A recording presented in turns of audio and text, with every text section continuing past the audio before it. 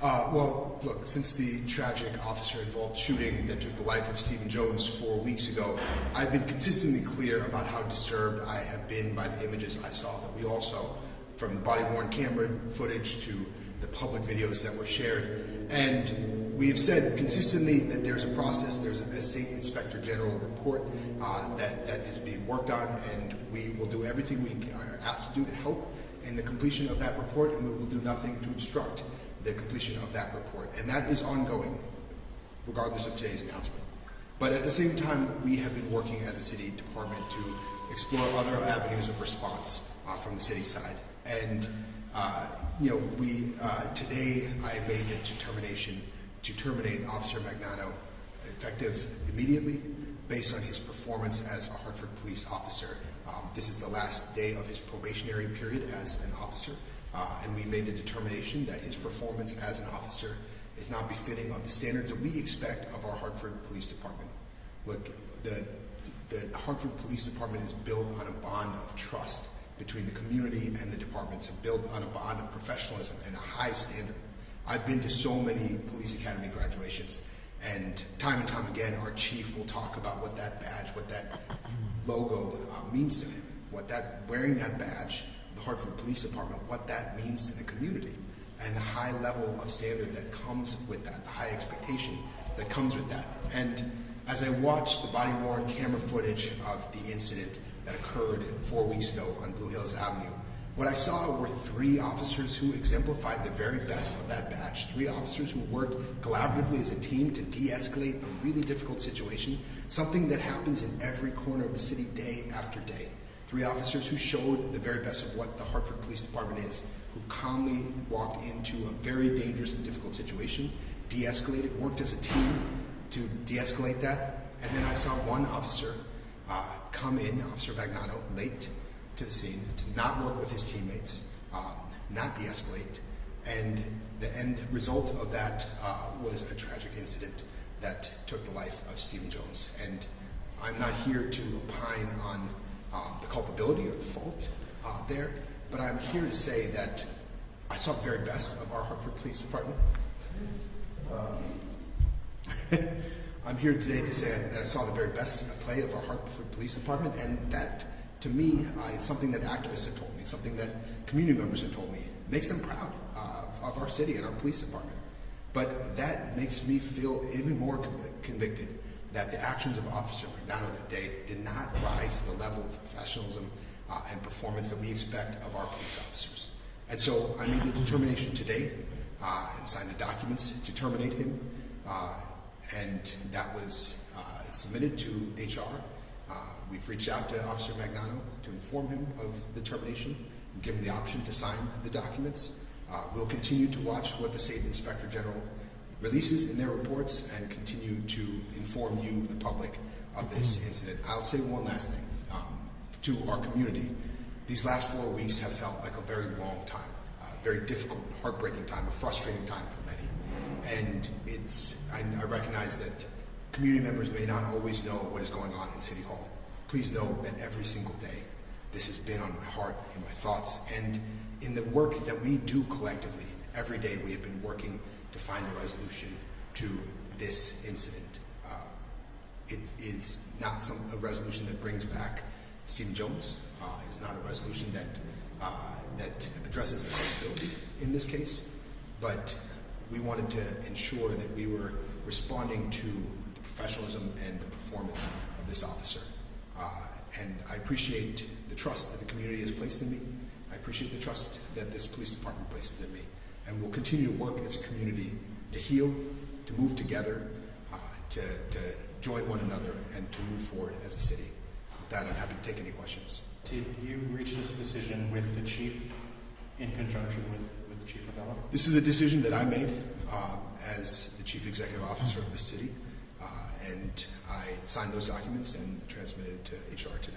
So can you clarify, you signed the documents and he has to sign them also? If he doesn't sign them, what happens next then? No, I signed the documents. They're final.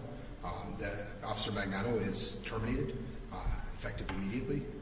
So that termination is in effect right now. How long is the probationary period that ended today? We can get you that.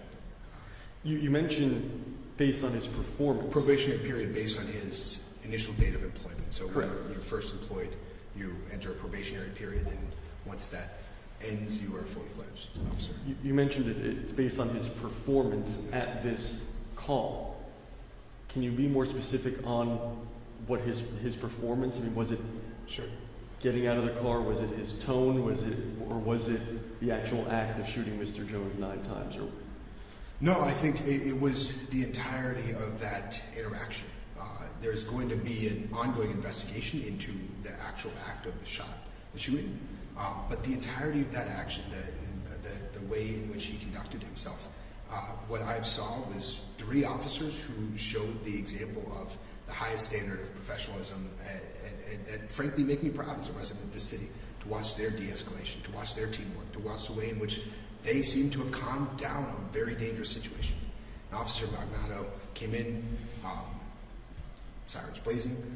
He came in and from the video appears to have re-escalated the situation and made it worse, and that led to a point of tension. And whether there was culpability in the shooting in that moment will require an investigation, but what's clear to me is you see 3 officers who show you exactly what we are looking for in our Hartford Police Department. 3 officers who must be among the best of any officers anywhere. I think so many community members, so many activists have told me, those officers make us proud of the city. And then Officer Magnano clearly does not live up to that standard in real time. You can see it in that video. He, in the real time, does not live up to that standard. And so his fitness, his ability to perform as a police officer in that interaction convinced me that he does not meet the requirement of performance of a police officer for this city. if it turns out the Inspector General comes out and says that the shooting was justified, are you still confident in this decision you're making today? Yeah, this is separate and apart from the justification of that shooting. This is about his fitness to serve and his ability to perform as a police officer in the city of Hartford, and I will stand by this. Your decision, was it based just on watching the videos, or were you able to talk to some of the officers and some of the eyewitnesses there today, or when it happened? You know, I have had a number of conversations with a number of police officers. Obviously, I've never served as a police officer, and so I listened to a lot of officers, veteran officers, people who've retired from this force and other forces to get their feedback on the how he had performed. Talked to, obviously, as you've seen, a number of community members and spoken to a number of people impacted by it. But at the end of the day, this was my decision. This was a decision that I made for the city of Hartford, and based on the standard that we expect of officers in this city of Hartford. Why was it important to do this now as opposed to waiting until the Inspector General's investigation was over? Well, I could only rule on the performance, specifically on the issue of performance during the probationary period, and that probationary period ends today. And so we knew we had to look at this issue of performance before that probationary period had run out. Does that mean that he was a newer officer? Yeah. So do you know how long he's been on the force for now? I believe it's less than a year. I should come. Yeah, I'll get you the exact number. Mary, you mentioned about the other 3 officers who basically you said did a great job, but there have been a lot of critics that want Hartford PD to respond a little differently to the mental health crisis. Will it be a different, plan going forward? Yeah, I've also spoken to, maybe not related to specifically this announcement today, but as we look at what we do differently as a city, spoken to a lot of mental health crisis counselors and social workers and folks who work in that field. And one of the things that people tell me consistently, social workers and mental health crisis response, is that when there's a person with a knife, they usually call the cops. And so, we always want to tighten up and improve our mental health services in the city. We have, I think, one of the best mental health responses. We have a non-police response through the HEART team. We've got high-level mental health response through the Capital Region.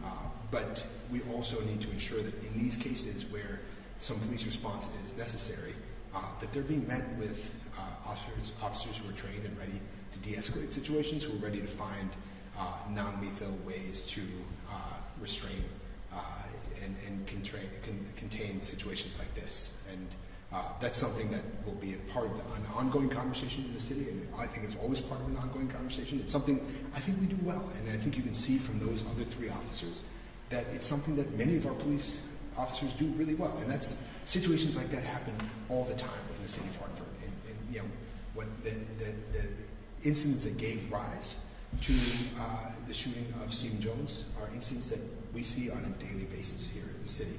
And that means that every day there are officers responding to that with successful outcomes.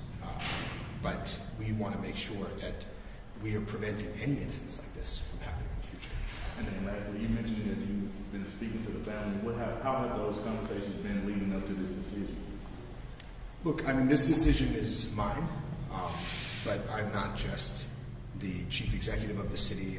I'm also a representative of the city and somebody who carries the pain and grief of the city with me every single day. And so for the sister of Mr. Jones, who I just saw yesterday and have seen before, and to all of the family members who've been so deeply impacted by that, for a whole community who I think saw the same video footage that I saw and felt the same pain that I have felt, understand the same hurt, and are really broken as a community. You know, it is important that I, as mayor, am there to feel that pain, to see that pain, to reflect that pain, but then to call us to work together to heal. And just based on the actions that you saw in the video, how do those align with like the current policies and procedures at Hartford Police? Are there concerns already that you have potentially with those? And I know you said before that you've wanted those to be examined. Could you clarify that question? Just in terms of the officers' actions, how do those, meet the policies and procedures of Hartford Police? I know there's going to be an investigation. Officer Magnano's, correct. actions, not the other 3 officers involved. Correct. Yeah. Look, that is an investigation that I think needs to be conducted by the State Inspector General, our own internal affairs, and then the city's Inspector General and Civilian Police Review Board. That's what they are set up for, and I don't want to make conclusions on their behalf or obstruct in any way those investigations. And I think, the important thing to remember is those are still ongoing. I have said from the beginning that we need to allow that process to work out. I still think we need to allow that process to work out because there are additional findings to come from that. And we will watch those closely, and we will take those to heart, both as it applies to this specific case, but also as it applies to the structure within public safety in this city. But what I'm interested in today, or what I'm at least talking and responding to today, is whether this officer specifically was living up to the standard of an officer within our force, and whether this is not specifically an announcement. This is not specifically an announcement around our policies and procedures. It's not specifically an announcement around the shooting and the incident. It's around the standard that we have as a police force. Can you just clarify what that difference is between standards and policies and procedures? Yeah, this is about whether a specific officer lived up to the standard of performance for a police officer, for any police officer in the city of Hartford. And that's, we've got this process for any employee in the city of Hartford. And if there is somebody who is hired as a front desk receptionist and they don't live up to the standard of professionalism that we would hope for, they can be terminated during their probationary period. What I'm saying is that based on what I have seen, Officer Magnano has not lived up to the standard of professionalism, has not lived up to the standard of performance that we expect for a police officer within the Hartford Police Department. When that badge is put on an officer, when they're given that badge at that graduation ceremony, that's a really sacred bond between the community and the police. Police officers who are sworn to protect and serve this community. And I hear police officers and our chief talk all the time about how much that badge means. When you put on that badge, you are held to the very highest standard. And I think what we saw 4 weeks ago were 3 officers who lived up to that standard that we expect of them, and 1 officer who did not. And was there anything else in his history in the last year that also raised concerns? Look, we're going to continue to review that, but this decision was based on the video footage that we saw that day. Have you heard from the police union? No, I reached out to the president of the police union, hoping to get a call back. Would love to talk to him about it directly. And I haven't today, or since this has been filed, I haven't heard directly from the police union. It's possible that there are others on my staff who have, but I have not personally. And now the broader spectrum, just for briefly, when this first happened, it kind of came out that Hartford Police it was not required that they have tasers or anything like that. Is that something that the city is looking into? Yeah, we are, the availability of non-deadly force is certainly something we're looking into. We're looking also at, I think we want to look at this in a very fact-based way, and we want to come up with solutions that actually impact situations like this in the future. It is not clear to me that more tasers would have helped here. A taser was deployed with 7 darts into Mr. Jones, and so we're certainly looking at taser technology. We're looking at whether there are other uses of non-lethal force that would make sense for the Hartford Police Department. We want to look around the country at the best practices. We want to see what's actually working. We don't want to respond in ways that look like an announcement but don't actually help prevent incidents like this from happening in the future. And I've gathered a group of city council people, about 4 of them, who are meeting with me regularly, and we're bringing in experts to talk about both responses in mental health, and ways in which we can improve the array of mental health options in the city, and also potential for advances in non-lethal force and more options in non-lethal force for our police officers, things that they are likely to use and things that can actually be effective in situations like this. Thank you. You guys good? Thank you. Thank you.